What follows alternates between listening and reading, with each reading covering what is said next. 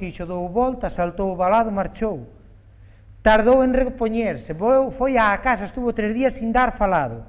64 anos, despois de lle pasar eso, estábamos contando a min, e ainda se lle poñían os pelos de punta. Ese é o aire do lobo.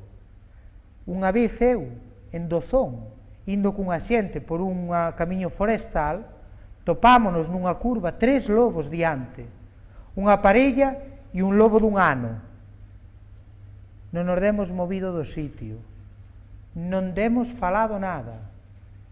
Os lobos mírante, e cando eles quixeron, levantáronse, colleron pa o monte. Menos mal que nós íbamos nun Land Rover, senón cajámonos co medo ali, xúrovolo. É unha mirada moi penetrante que teñen. O caso foi que aos 12 metros o home aquel quedou paralizado aos 12 metros de caerlle o lobo en riba. Non se lembrou nin que tiña consigo unha escopeta. E o lobo,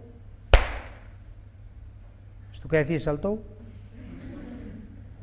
fixo unha parábola perfecta,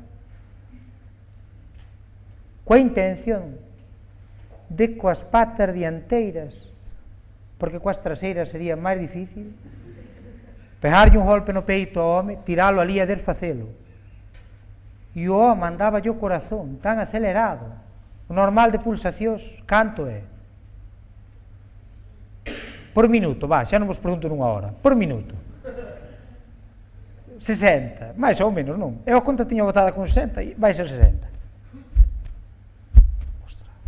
Hasta sona co micrófono, que bonito.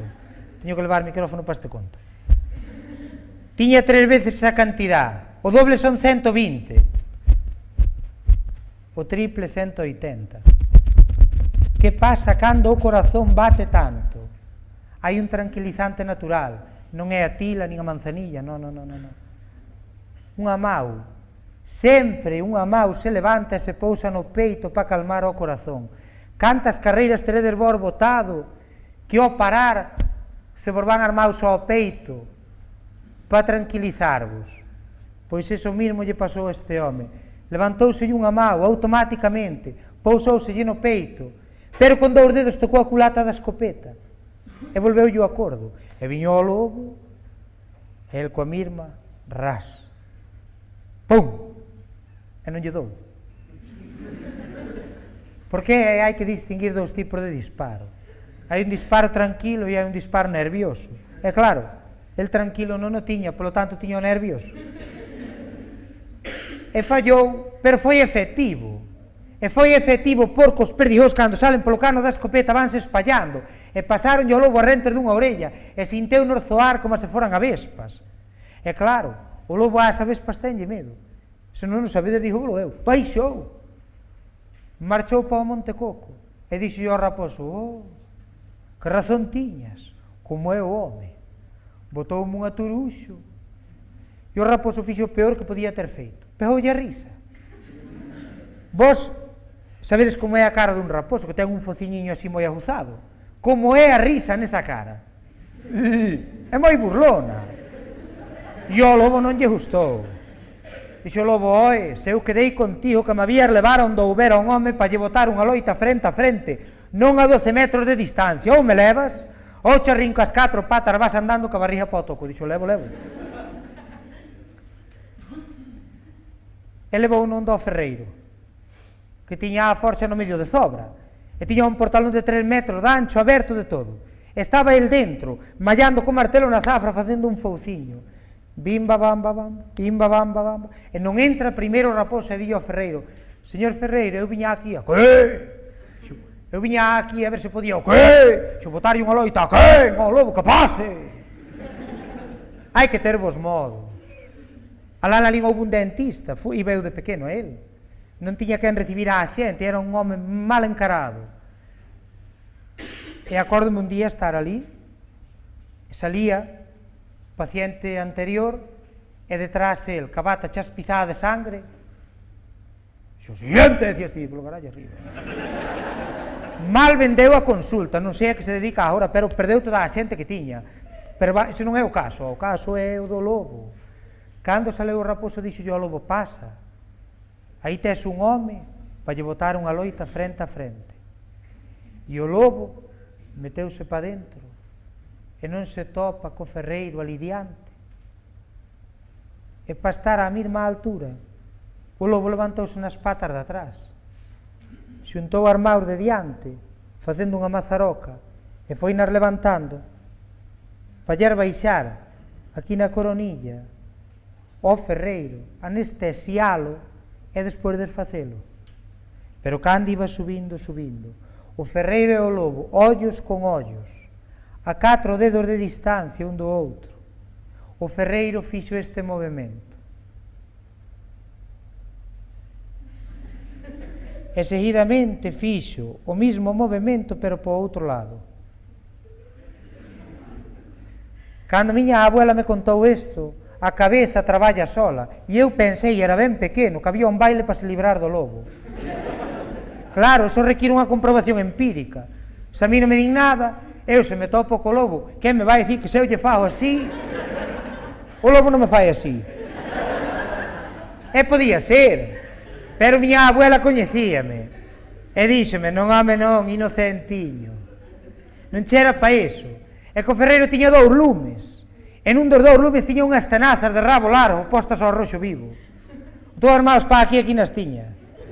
E botou as mãos pa aquí sí que as tiña. E cando o lobo viña baixando a mazaroca das mãos para lle dar a él no medio da cabeza, non colle as tenazas e ras, e hancho pola punta do fociño. Que dolor!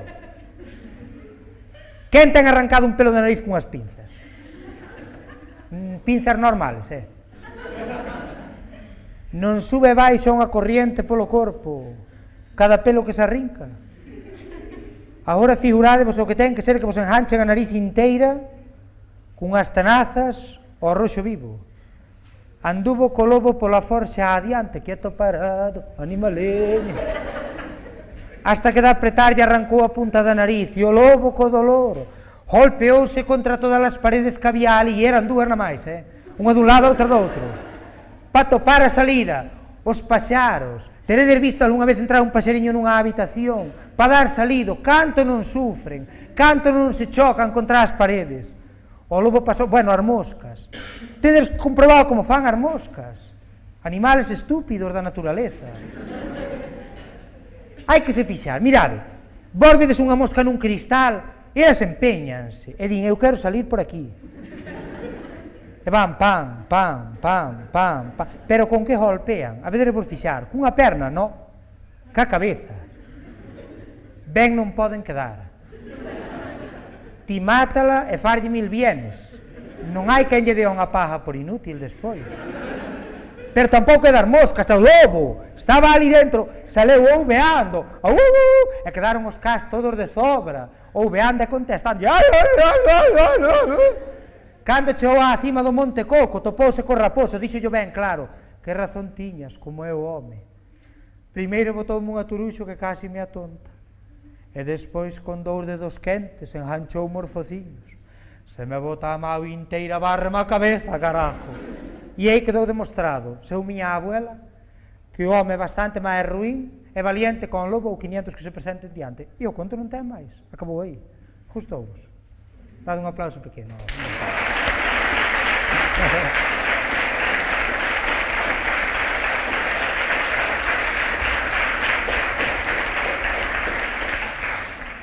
Aquí temos que mirar a hora, a ver se vai... Porque non quería marchar sin contar os contos que función cumplían. Non unha función de distracción solamente. Vos oístes falar, en antropoloxía hai un término que se chama eficacia simbólica. A eficacia simbólica, por poñer un exemplo, se un dolle a cabeza e colle un papel e apunta dor de cabeza e queima o papel no lume, diti que non che pasa o dolor de cabeza, pero é como se tuveras